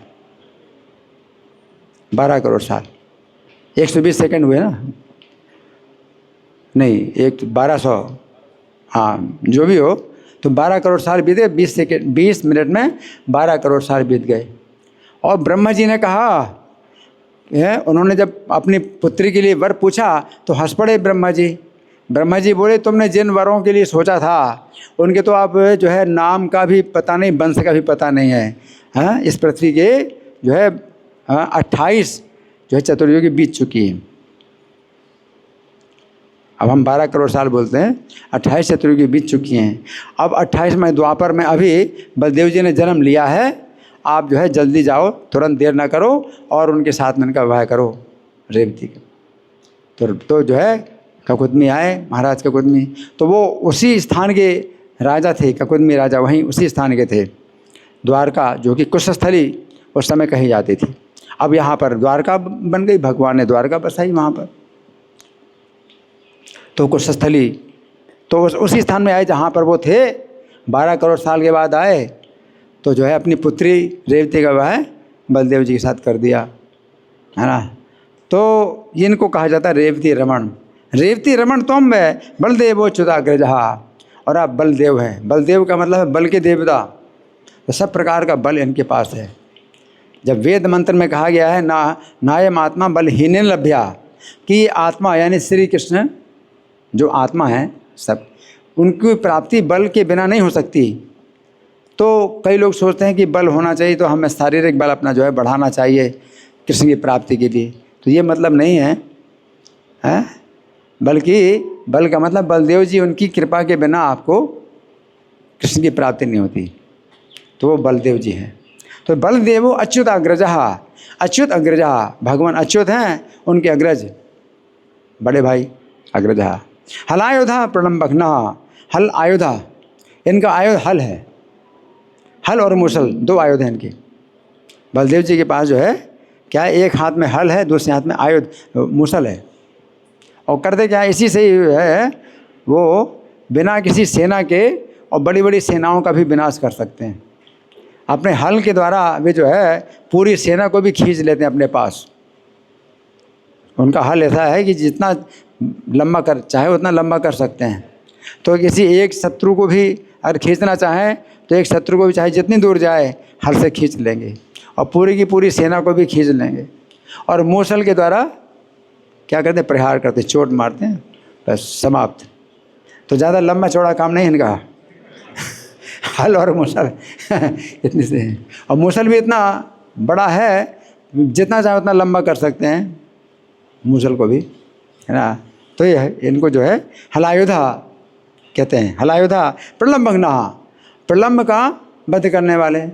तो प्रलम्बासुर जो है जब आया था कृष्ण बलदेव के साथ जो है जो गोप बालक थे, खेल रहे थे और प्रलंबासुर आया था, तो उसने गोप बालक का रूप धारण कर लिया था, है ना। और कृष्ण के पक्ष में हो गया। एक पक्ष बलदेव जी का था खेल में, दूसरा पक्ष कृष्ण, तो कृष्ण के पक्ष में आ गया था, है ना। और जब कृष्ण का पक्ष हारे तो कृष्ण के पक्ष के जितने बालक थे वो बलदेव जी के पक्ष के जो है बालकों को अपने कंधे पर रख करके चल रहे थे या पीठ पर चल रहे थे। और उस समय क्या था कि प्रलंबासुर जो है इसने बलदेव जी को अपने पीठ पर बिठाया और जहाँ तक मतलब आना था वो भांडीर वट, तो वहाँ पर सब बालक हैं वो आ गए अपने अपने जो है पक्ष के, दूसरे पक्ष के बालकों को लेकर के। लेकिन ये प्रलंबासुर तो जो है मारने के लिए आया था, तो कृष्ण को समझ करके कि कृष्ण बहुत बलवान है, तो बलदेव जी को मारने के लिए आया था। तो बलदेव जी को जो है फिर उसने उतारा नहीं वहाँ पर, बल्कि अपना पूरा रूप धारण कर लिया और 2 योजन ऊपर, 2 योजन का ऊपर, 2 योजन का ऊंचाई, 1 योजन है 12 किलोमीटर, तो 2 योजन कितना हुआ 24 किलोमीटर ऊंचा। और बलदेव जी इसके ऊपर कंधे पर बैठे हुए हैं, इससे मेघों में जैसे चंद्रमा दिखाई पड़े बलदेव जी। और जब बलदेव जी ने देखा कि ये तो जो है मित्र नहीं है, ये तो शत्रु है और मथुरा की तरफ ले जा रहा है बलदेव जी को, तो बलदेव जी ने अपना घूंसा मारा और घूंसा मार करके इसको जब गिराया तो सोचिए 24 किलोमीटर ऊंचा कोई व्यक्ति गिरेगा तो कितनी ज़मीन हिलेगी। तो बड़ा ज़मीन में जो है भूकंप हुआ, तो प्रलंबासुर का वध किया बलदेव जी ने। तो इनको कहा जाता है प्रलंबक नहा पाई माम पुरुषोत्तम, तो हे पुरुषोत्तम आप मेरी रक्षा कीजिए। बलाय बलभद्राय, तो बलदेव को नमस्कार है और बलभद्र को नमस्कार है, हैं। तो बलभद्र का मतलब क्या है कि जो बल है इनका वो भद्र है, यानी कल्याणकारी बल है, हैं। बलम बलवताम चाहम काम राग विवर्जितम, भगवान कहते हैं कि बलवानों का बल मैं हूँ। कैसा बल? जो काम राग से विवर्जित हो। जैसे रावण के अंदर बल है तो दूसरों को रुलाता है, तो काम और राग से भरा हुआ है वो, है, काम वासना से भरा है, राग द्वेष से भरा हुआ है। तो वो बल भगवान कहते हैं नहीं, वो बल मैं नहीं हूँ। कैसा बल हूँ? जो है दीनों की रक्षा करे, भक्तों की रक्षा करे, ब्राह्मणों की रक्षा करे, साधुओं की रक्षा करे, तो वो बल जो है भगवान कहते हैं कि मैं हूँ काम क्रोध और राग द्वेष से जो रहित हो, ऐसा बल। तो ये इनको कहते हैं बलभद्र, कि इनका जो बल है वो किस प्रकार से प्रयोग होता है, जिसमें कि कोई अमंगल ना हो, मंगलकारी कार्यों में बल का प्रयोग करते हैं। तालांकाय नमो नमः, तो बलाय नमः, बलभद्राय नमः, तालांकाय नमः, ये प्रणाम मंत्र हो गया। तो इनका एक नाम तालांक है। तालांक का क्या मतलब है? ताल का मतलब ताल का वृक्ष है, ताल, और अंक का मतलब चिन्ह है। तो इनका जो रथ है इसकी ध्वजा में ताल का चिन्ह है। जैसे भगवान कृष्ण को गरुड़ ध्वज कहते हैं, उनके रथ की ध्वजा में गरुड़ जी का चिन्ह है। अर्जुन को कपिध्वज कहते हैं, उनकी ध्वजा में बानर का चिन्ह है ना। उसी प्रकार से बलदेव जी का एक नाम है तालध्वज, उनके रथ की ध्वजा में ताल वृक्ष का चिन्ह है। तो तालांकाय नमो नमः, ताल किसी तालांक इनको एक नाम है। नीलांबराय नमः, नीलांबराय नमः, इनका एक नाम क्या है? नीलांबर। तो कैसा वस्त्र धारण करते हैं? नीला वस्त्र। भगवान को पीतांबर कहा जाता है और इनको नीलांबर। तो भगवान का सांवला शरीर है तो पीत वस्त्र जो है वो शोभा देता है, और बलराम जी का गौर शरीर है तो नीला वस्त्र। राधा रानी को भी नीलांबर, नीला वस्त्र धारण करते हैं गौर वर्ण की। तो गोरे रंग में जो है नीला रंग खिलता है और सांवले रंग में पीला रंग खिलता है ना। तो नीलांबराय नमः, फिर गौराय नमः, गौर इनका एक नाम गौर है ना। रोहिणी आय नमः, रोहिणीये इनका नाम है, रोहिणी के पुत्र रोहिणीये ये नाम है। तो रोहिणी आय नमः, ये रोहिणी आय ते नमः। धेनुकारिर, इनका एक नाम धेनुकारी है, धेनुक के शत्रु। तो धेनुक असुर किस रूप में था? गधे के रूप में था, ताल वन में, है ना। तो जब कृष्ण बलराम जो है अपने बालकों को जो साथ ले ताल वन में गए और ताल के फल जो है वो खा रहे थे। उसी समय जो है ये जो धेनुक असुर था ये आकर के बलदेव जी की छाती में अपनी दुलत्ती मारता है। और दूसरी बार जब आया तो बलदेव जी ने एक हाथ से दोनों पैर पकड़ के और घुमाया और फिर जो है फेंका तो ताल के पेड़ों को गिराया, तो बहुत से ताल के पेड़ गिर गए। और फिर कृष्ण बलराम दोनों उनके जितने भी साथी सब गधे के रूप में थे, तो मार मार करके पूरे जो है ताल वन को जो है बिखेर दिया, है ना। तो इनको धेनुकारी कहा जाता है। फिर मुष्टिकारी कहा जाता है, मुष्टिक के शत्रु हैं। तो मुष्टिक कौन है? चाणूर, मुष्टिक, कूट, सल, तोसल, ये 5 पहलवान थे कंस के। और कंस की योजना थी कि इन से कुश्ती लड़ा करके कृष्ण बलराम को मरवा डालेंगे। ये कंस की योजना थी इस तरह की। और कंस की आज्ञा है कि कुश्ती लड़ो, तो आज्ञा सुनाई, कंस की आज्ञा है, राजा की आज्ञा है कुश्ती लड़ो। और कुश्ती के बहाने मार भी देंगे तो कोई शिकायत भी नहीं होगी, भाई इस तरह से कुश्ती के बहाने मारना है, तो राजा के विरुद्ध कोई शिकायत होती नहीं।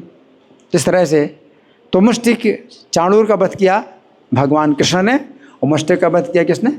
बलराम जी। मुष्टिकारी। कुंभांडारी, कुंभांड ये बाणासुर का मंत्री था, कुंभांड और कूपकर्ण, ये दो। तो जब भगवान जो है बाणासुर के जो है शहर नगर में आक्रमण करते हैं, क्योंकि अनिरुद्ध जी को कैद कर लिया था बाणासुर ने,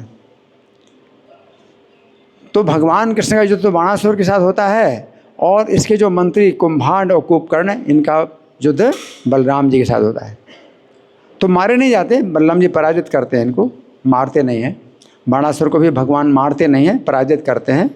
और फिर जो है अनिरुद्ध का विवाह बाणासुर की पुत्री उषा के साथ होता है। तो कुंभांडारी इनका नाम। कुंभांडारिस्तुमेव ही रुक्मिरी ही, रुक्मी अरी, रुक्मी के शत्रु हैं से रुक्मिरी इनका नाम है। तो रुक्मी के शत्रु हैं। जब अनिरुद्ध का विवाह हो रहा था रुक्मी के पुत्र की पुत्री के साथ, तो रुक्मी ने जो है इनको अपमानित करने के लिए कहा कि चलो द्यूत क्रीड़ा खेलते हैं, चौसर पासा खेलते हैं। और बलराम जी जब हारे तो जो है बड़ा उसने मतलब हंसी उड़ाई बलराम जी की। फिर बलराम जी ने और बड़ा जो है दांव लगाया। जब बलराम जी जीते तो फिर जो है झूठ बोलने लगा, नहीं तुम हारे हो, तुम हारे हो, है ना। तो आकाशवाणी होती, आकाशवाणी ने कहा कि रुक्मी जो है न्याय की दृष्टि से रुक्मी हारा है। और रुक्मी आकाशवाणी का भी तिरस्कार करके बोलने लगा बलदेव जी से कि देखो तलवार से खेलना और पासों से खेलना तुम लोग नहीं जानते हो, तुम तो गोप हो, तुम तो गौ में चलाते हो, हम क्षत्रिय हैं, तो तुम लोग जो है पासों से खेलना और तलवार से खेलना नहीं जानते। तो बलदेव जी के सामने जब इस तरह अपमान भी करता है और जो है आकाशवाणी को भी जो है मतलब वो झुटलाता है, तो बलदेव जी फिर जो है उसको वध कर देते रुक्मी का। तो विवाह के अवसर पर ही जो है रुक्मी का वध कर देते हैं बलदेव जी, इसलिए इनको कहा जाता है रुक्मिरी। फिर कूपकर्णारी, कूपकर्ण के भी शत्रु हैं। तो कूपकर्ण और कुंभांड ये दोनों बाणासुर के मंत्री थे। तो कुंभांडारी और कूपकर्णारी ये दोनों इनके नाम हैं। फिर कूटारी, कूट का वध किया इन्होंने, चाणूर, मुष्टिक और कूट, सल, तोसल। तो मुष्टिक का भी वध किया बलराम जी ने, कूट का भी वध किया, तो कूटारी। फिर बलबलांत कहा, बलबल का अंत करने वाले हैं। बलबल नैमिषारण्य में जब ये आए बलदेव जी, तो सब ऋषि जो 88,000 ऋषि थे सब खड़े हो गए इनके और कुशल मंगल पूछने लगे और बलदेव जी को बैठाया आसन पर। लेकिन रोमहर्षण जो सूत थे 18 पुराणों की जो कथा सुनाने के लिए आए थे वो बैठे रहे अपने व्यास आसन पर। तो बलदेव जी ने देखा कि ये व्यक्ति जो है ये कथा सुनाने के योग्य नहीं है, इसको इतना शिष्टाचार भी नहीं है। जब इतने ऋषि मुनि जो है सब खड़े हो गए हैं तो ये व्यासन पर बैठा हुआ है और बलदेव जी का कुछ भी मन से भी स्वागत नहीं कर रहा, इशारे से भी स्वागत नहीं कर रहा। तो उन्होंने जो है कहा कि ये भी पृथ्वी का भार ही है, तो इसका वध करना चाहिए। तो तिनके से ही जो है वध कर दिया बलदेव जी ने। तो फिर सब ऋषियों ने कहा कि आपने जो है ये तो अधर्म कर दिया, क्योंकि इनको हमने लंबी आयु दी थी, 18 पुराण हमको सुनाएंगे। तो बलदेव जी कहते हैं आप कहो तो हम इनको जीवित कर दें। तो बोले नहीं, आपने जो कार्य किया वो भी सही है, तो इसलिए उसको भी जो है आप सत्य करो जो आपने किया, लेकिन साथ साथ तो हमारे वरदान को भी सत्य करो कि इनको आयु मतलब लंबी आयु मिले।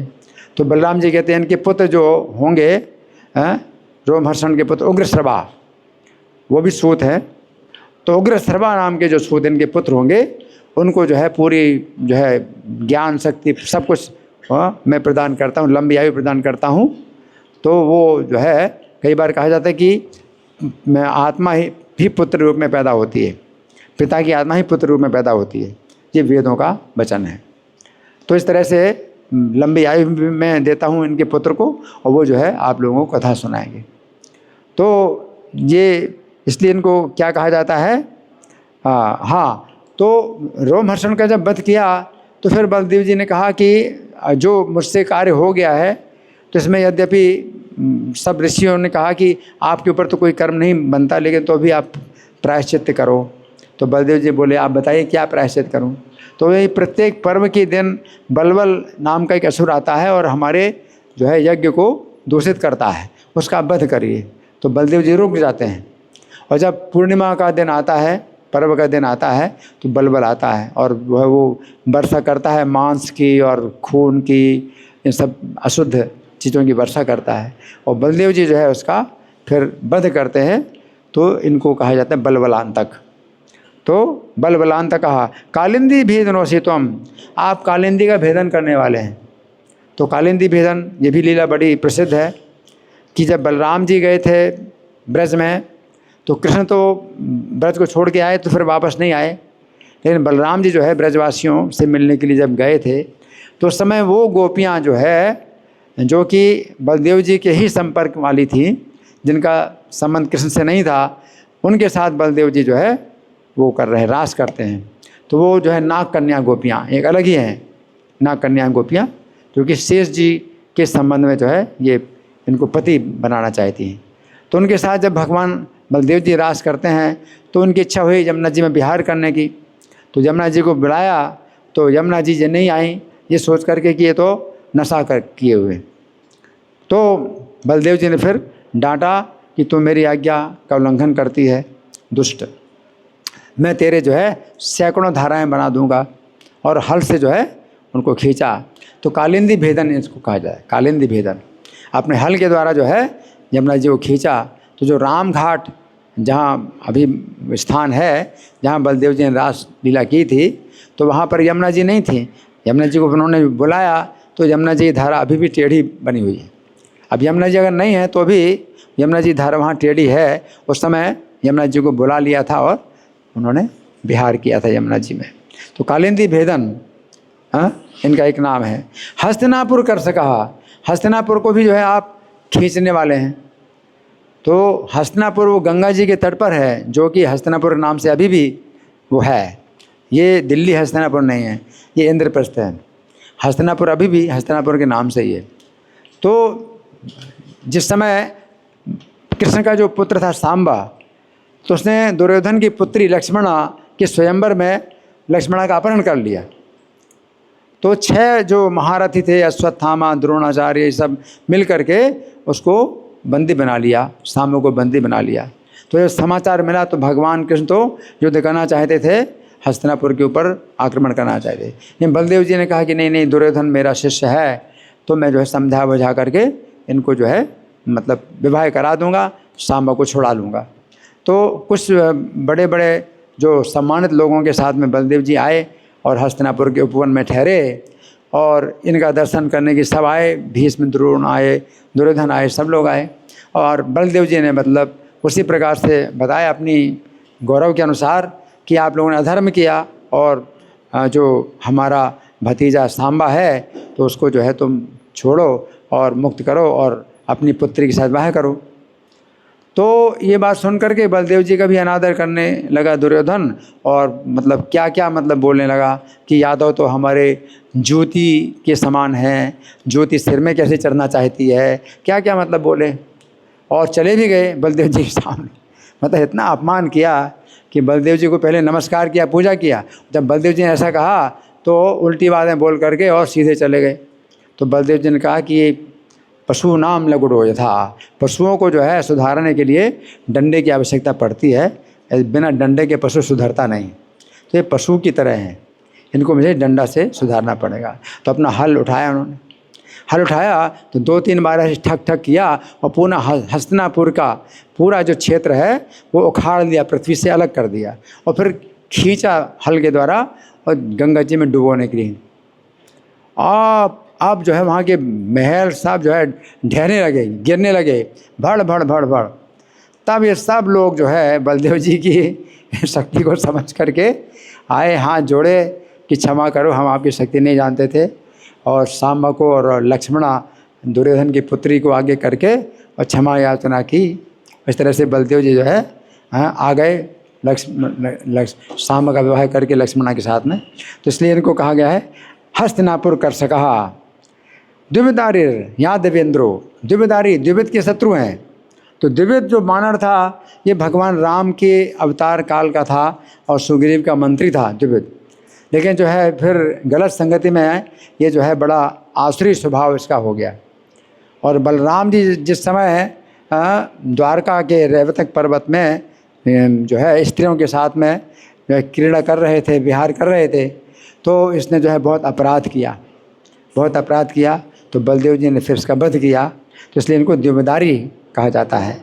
यादवेंद्रो, और यादवों के इंद्र हैं, है ना। ब्रजमंडल मंडनहा, और ब्रजमंडल को शोभा बढ़ाने वाले इनका नाम है। कंस भ्रातृ प्रहंतासी, और एक नाम है इनका कंस भ्रातृ प्रहंता। कंस का वध तो भगवान कृष्ण ने किया, और कंस का वध करने के बाद उसके जो 9 भाई और थे, छोटे भाई थे, वो आए युद्ध करने के लिए। तो बलदेव जी ने उन सबका एक एक करके वध किया। तो कंस के 9 भाइयों का वध जो है बलदेव जी ने किया।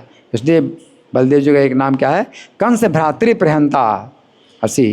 तीर्थ यात्रा कर हा प्रभु, वो तीर्थ यात्रा कर, इनका एक नाम है तीर्थ यात्रा कर, यानी तीर्थ यात्रा करने वाले। जैसे महाभारत का युद्ध हो रहा है तो बलदेव जी जो है युद्ध के पक्ष में नहीं थे, भाई अपना ही परिवार है, एक परिवार में क्यों युद्ध किया जाए।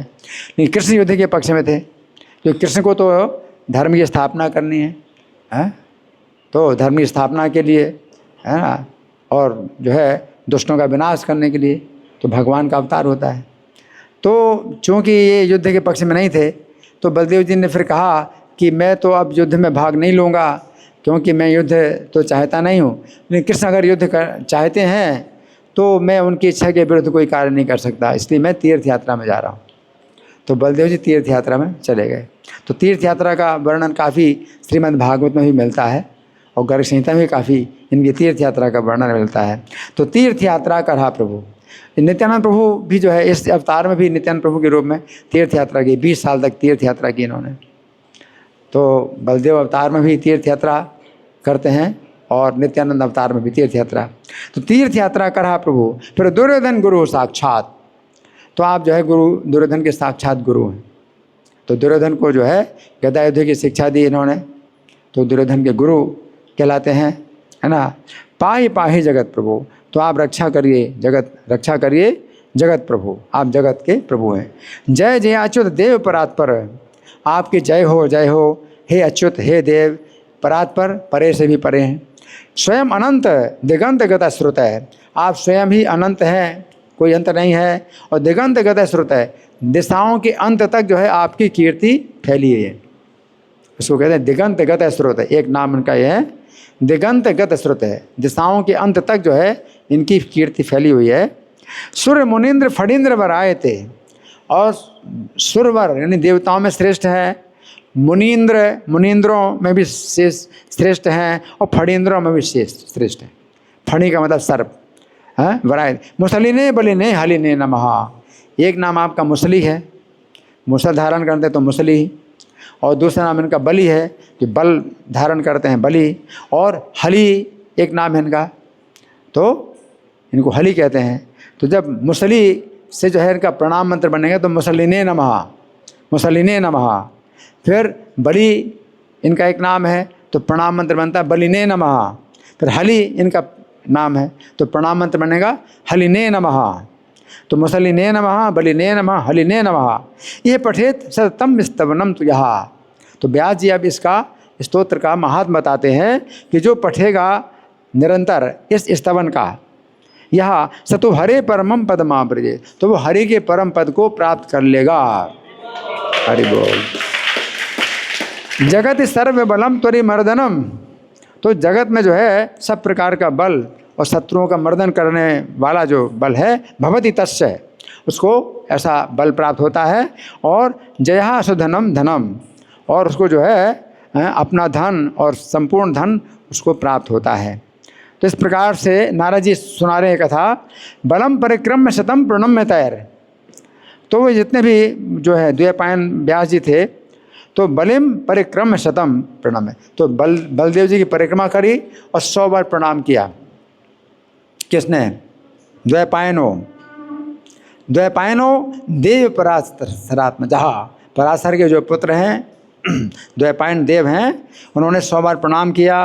विशाल बुद्धि मुनि बादरायण, विशाल बुद्धि वाले व्यास जी हैं जो बादरायण मुनि कहलाते हैं, यानी बदरी वन में निवास करते हैं तो बादरायण कहलाते हैं। तो मुनि बादरायण सरस्वतीम सत्यवती सुतो ययो, तो सत्यवती ये पुत्र हैं व्यास जी को, सत्यवती का पुत्र कहा जाए। सत्यवती सुतो ययो चले गए, सरस्वती को चले गए, सरस्वती नदी में चले गए व्यास जी।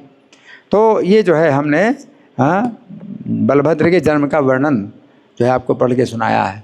तो हमारे पास अब समय तो नहीं है, फिर भी कुछ प्रश्न है, कोई एक आध कर सकते हैं या मैं प्रश्न करूं? हाँ जी।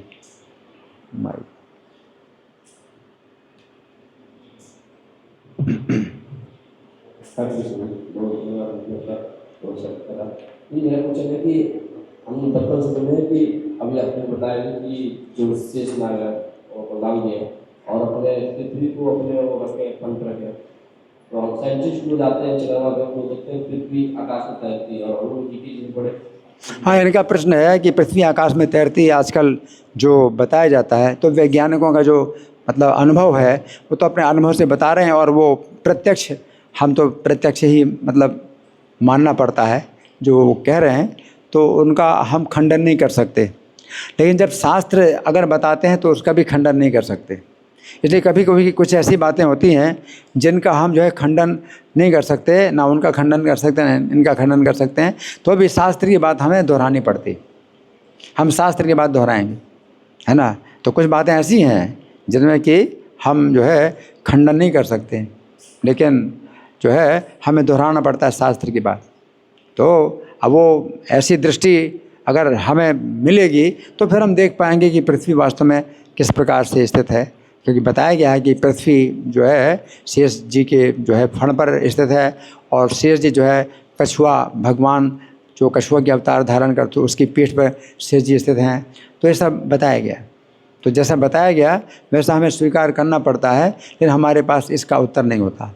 इसलिए इस बात पर प्रभुपाद ने कभी भी कोई मतलब चुनौती नहीं दी किसी को कि भाई ऐसा शास्त्र ने कहा तो तुम लोग गलत बोल रहे हैं। लेकिन जो चुनौती दी वो इस बात पर दी प्रभुपाद ने कि शरीर के अंदर जो जीव है वो नष्ट नहीं होता, और अगला जीवन है, पिछला जीवन था, अगला जीवन, वो नष्ट नहीं होता, शरीर नष्ट होता है।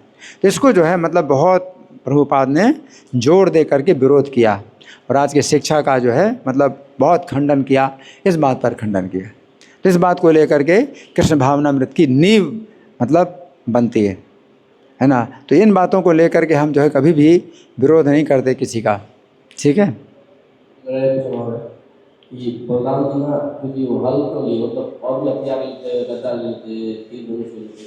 हल, हाँ, इनका प्रश्न है कि हल, इनका आयुध जो है तो ये क्यों लेते हैं।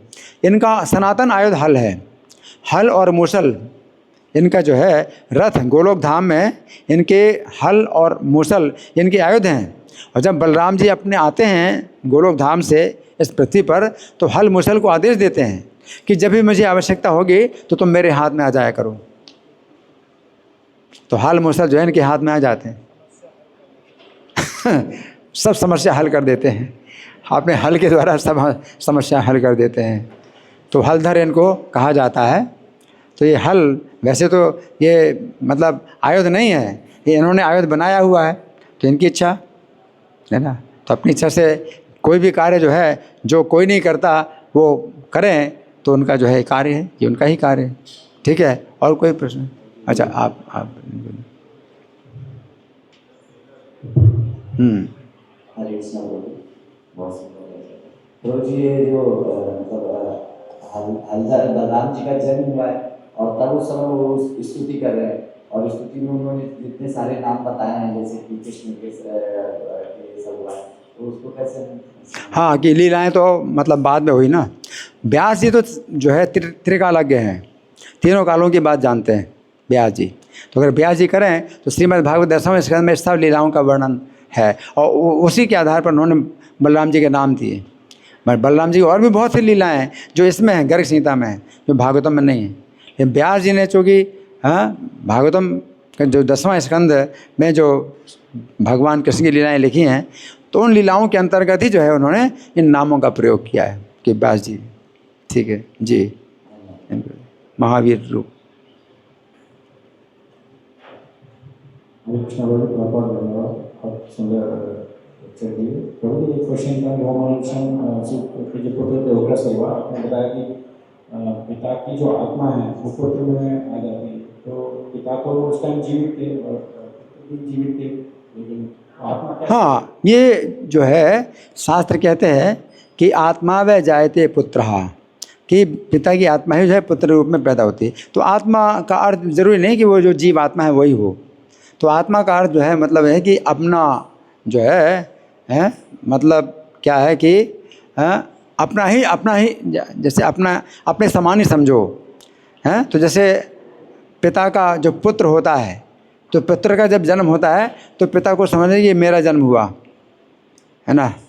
तो पिता को अपना जो है मतलब जन्म समझे पुत्र के जन्म के साथ कि वो ये मेरा जन्म हुआ, तो जन्म का कष्ट है उसको महसूस होना चाहिए। और पिता की मृत्यु से पुत्र को भी अपनी मृत्यु माननी चाहिए, है ना, कि भाई मृत्यु का कष्ट हमें भी होगा, है ना। तो हमारा जन्म हुआ था तो पुत्र का भी जन्म हुआ। तो इस तरह से वो आत्मा इस दृष्टि से आत्मा है, पिता की आत्मा है कि जैसे पिता ने जन्म लिया तो पुत्र भी जन्म लेता है।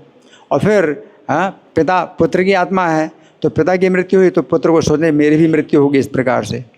तो आत्मा का मतलब जरूरी नहीं कि भाई वो चीज़ हो कि मतलब, लेकिन जो विशेष संबंध होता है उसमें भी आत्मा कहा जाता है। जैसे पेड़ की आत्मा जड़ है, तो जड़ को आत्मा कहा जाता है कि जड़ में आप पानी डालते हैं तो वो पूरे पेड़ में पहुंचता है। तो इस तरह से पेड़ की आत्मा जड़ है। तो शरीर और आत्मा में अंतर जो है वो ऐसा जरूरी नहीं कि मतलब वही उस तरह का अंतर हो। ठीक है जी। अरे एक प्रश्न दो प्रश्न, ठीक है कर दीजिए।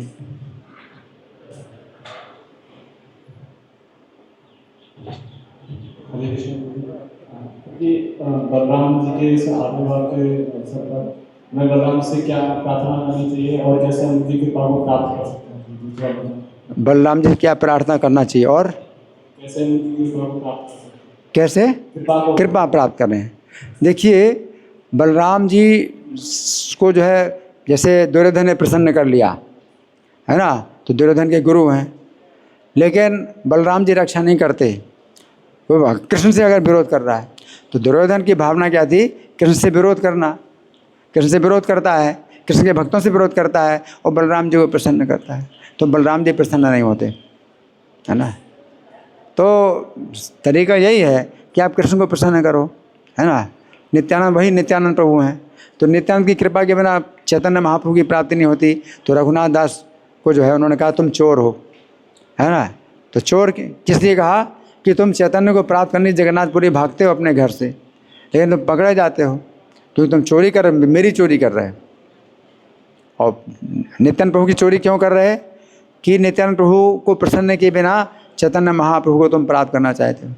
तो फिर नित्यानंद प्रभु ने उनको आशीर्वाद दिया, चलो चोरी का जो है दंड दो, दंड।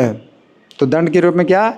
चीड़ा दही का भोजन कराओ सब भक्तों को, और फिर आशीर्वाद दिलाया सब भक्तों से चैतन्य की प्राप्ति का आशीर्वाद। तो रघुनाथ दास फिर चैतन्य की प्राप्ति के लिए जगन्नाथपुरी पहुंच गए और उनको पकड़ा नहीं गया, वो किसी प्रकार से वो भागने में सफल हो गए।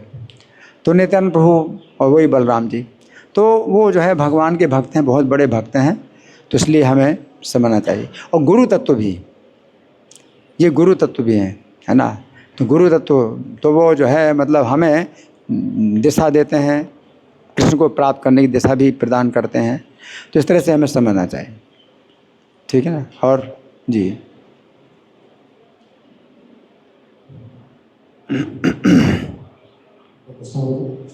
जी कई बार ऐसा होता है कि जैसे स्पिरिचुअल नेम का आप मजाक उड़ाते हैं, व्यक्ति का तो नहीं, लेकिन स्पिरिचुअल नेम का जैसे माता वाला नाम हो गया, ऐसे कुछ अलग सा नाम भी होता है, तो ये ऑफेंस में आता है या नहीं? क्या कह रहे हो, कोई बता सकता है क्या कहा आपने? स्पिरिचुअल नेम का मजाक उड़ाना ऑफेंस में आता है? स्पिरिचुअल नेम का मजाक उड़ाते हैं मतलब जैसे आपको दीक्षा में जो नाम दिया उसका मजाक उड़ाते हैं कोई? देखिए वो मजाक दो तरह का होता है। एक तो मजाक होता है कई बार सम्मानित करने के लिए मजाक होता है, और कभी अपमानित करने के लिए मजाक किया जाता है ना। तो जो सम्मानित करने के लिए मजाक किया जाता है वो तो जो है, हाँ, ये तो विशेष प्रेम का लक्षण कहलाता है। सम्मानित करने के लिए मजाक किया जाता है ना। तो वो हंसाने के लिए बोलते हैं, हंसाने के लिए बोलते हैं, है ना। लेकिन वो होता क्या है, सम्मान बढ़ाने के लिए होता है मजाक। जैसे कृष्ण से भी मजाक लोग करते हैं, तो कृष्ण को मजाक कैसे करते हैं? गोपाल इति मत्वा त्वाम प्रचुर क्षीर वांछया सुतो मातुर स्तन क्षीरम न लब्धुयात, कि तुमको गोपाल समझ करके मैंने तुम्हारा आश्रय लिया कि बहुत दूध मिलेगा, लेकिन बहुत दूध मिलने की तो बात छोड़ो, मुझे माता का स्तन का दूध भी जो है मेरा बंद करा दिया तुमने। तो ये क्या है? मतलब एक प्रकार से निंदा है, निंदा कर रहे हैं, लेकिन वो प्रशंसा, मतलब निंदा के बहाने प्रशंसा कर रहे हैं। क्या कहा कि गोपाल तुम्हारा नाम है, यानी गऊओं को बहुत पालते हो, बहुत गऊ हैं तुम्हारे पास, तो हमने सोचा कि बहुत दूध मिलेगा तो तुम्हारा हमने आश्रय लिया, शरण ली थी। लेकिन हुआ क्या कि माता का स्तन का दूध भी तुमने बंद करा दिया मेरा। तो मतलब क्या हुआ, जन्म, अब मेरा जन्म नहीं होगा तो माता के स्तन का दूध बंद करा दिया, तो जन्म, तो एक तरह से निंदा हो रही है, कृष्ण की निंदा के बहाने प्रशंसा हो रही। तो एक ऐसा भी मजाक होता है। तो इस मजाक में क्या है, इसमें क्या है कि ये प्रसन्नता की बात होती है। और दूसरे प्रकार का मजाक होता है जो कि निंदा करने के लिए होता है, अपमान करने के लिए होता है। तो दोनों तरह का मजाक, तो इसलिए वो देखना पड़ता है। अगर अपमानित करने के लिए कोई मजाक करता है तो वो गलत होता है ना। लेकिन अगर इस तरह से बोला जाता है भी गोपाल दास, आप तो गोपाल दास हैं तो गोपाल बहुत ही गौएँ हैं, फिर दूध पिलाओ हमको, लाओ दूध पिलाओ। तो इस तरह से आप मजाक करते हैं तो उसमें हंसने के लिए बातें बहुत सी होती हैं। तो वो उसमें जो है वो मजाक, इस प्रकार का जो मजाक है वो कैसा होता है, वो मतलब प्रीति लक्षण है, ये प्रीति का लक्षण है। ठीक है, धन्यवाद। अच्छा, अंतिम प्रश्न। हरे कृष्ण। इनको, हाँ, फिर आप, हाँ बोलो। हरे कृष्ण प्रभु जी, thank you for the wonderful teaching. प्रभु जी, जब हम हरे कृष्ण महामंत्र चैंट करते हैं और उसमें जो राम शब्द से अगर हम बलराम जी को संबोधित करते हैं, तो हरे शब्द फिर हम किसे संबोधित करें? तो रेवती हैं, रेवती रमण। प्रभुपाद ने बताया कि अगर राम जो है बलराम जी के लिए है तो हरा शब्द जो है रेवती महारानी के लिए। ठीक है प्रभु, हाँ मंत्र प्रभु। आप कह रहे हैं कि बलराम जी गुरु तत्व है, उन्होंने दुर्योधन की रक्षा क्यों नहीं किया? दुर्योधन क्यों हमारा छोड़ दिया? गुरु तत्व, हाँ, बलराम जी गुरु तत्व हैं, लेकिन गुरु तत्व क्या है कि जब वो हमें शिक्षा देते हैं, वो चाहते हैं, तो हमें उनकी मनोभीष्टम, उनके मन के अभीष्ट के अनुसार चलना चाहिए। तो अगर हम उनके मन के अभीष्ट के अनुसार नहीं चलते, कृष्ण की इच्छा के अनुसार नहीं चलते, तो फिर वो हमारी रक्षा नहीं करते, तो वो त्याग देते हैं, है ना। तो गुरु तत्व हैं। गुरु तत्व में एक बात मुझे ये भी समझ आती है, एक लीला, बलराम जी की एक लीला, जो जब ब्रह्मा जी ने कृष्ण के जितने बछड़े थे और जितने बालक थे सब चुरा लिए, और कृष्ण ने स्वयं अपने को प्रकट कर दिया बछड़े बालक के रूप में, और बलराम जी को पता नहीं। बलराम जी उस समय नहीं गए थे वो चराने के लिए, बछड़े चराने के लिए, और 1 साल बीत गया, 1 साल बीतने वाला था, है।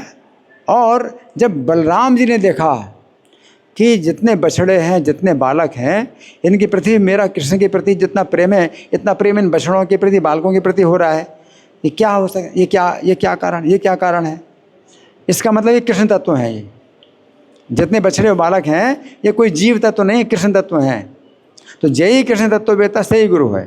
तो जितने ब्रजवासी हैं वो कृष्ण के तत्व को नहीं जानते, कृष्ण से प्रेम करते हैं, और कृष्ण से जितना प्रेम था उतना उन बच्चों के प्रति भी प्रेम हो रहा है, उनका बछड़ों के प्रति भी प्रेम हो रहा है, गौओं को भी हो रहा है। तो लेकिन कृष्ण तत्व नहीं जान पाए, तो ब्रजवासी जितने हैं भगवान के प्रिय भक्त हैं, लेकिन गुरु नहीं हैं। जितना प्रेम कृष्ण के प्रति उतना ही प्रेम उनका उन बालकों के प्रति भी है, बछड़ों के प्रति भी हो रहा है, लेकिन ये नहीं जान पाए कि कृष्ण तत्व में और जीव तत्व में क्या अंतर है। लेकिन बलराम जी निश्चित रूप से ये सब जितने बछड़े और बालक हैं दिखाई दे रहे हैं, कोई अंतर नहीं है सब, लेकिन मेरा प्रेम इनके प्रति उतना ही हो रहा है जितना कृष्ण के प्रति है। इसका मतलब ये जीव तत्व नहीं है, ये कृष्ण तत्व हैं निश्चित रूप से। और फिर कृष्ण से रहस्य पूछा कि रहस्य क्या है, क्या ये कारण क्या है कि आप स्वयं जो है ये आप मतलब इसमें आपने विस्तार कर लिया। तो जब कृष्ण ने बताया कि ब्रह्मा जी ने चुरा लिए बछड़े बालक, तो मैं विस्तार कर लिया, बलराम जी समझ गए। लेकिन जय कृष्ण तत्व वेता से ही गुरु होए, जो कृष्ण के तत्व को जानता है वो गुरु है। तो बलराम जी ने निश्चित कर दिया, क्या निश्चित, ये बछड़े बालक वो नहीं हैं जो पहले थे। क्यों? मेरा प्रेम कृष्ण के प्रति जितना उतना प्रेम इनके प्रति हो रहा है, निश्चित रूप से ये वो नहीं है, ये कृष्ण तत्व है, ये जीव तत्व नहीं।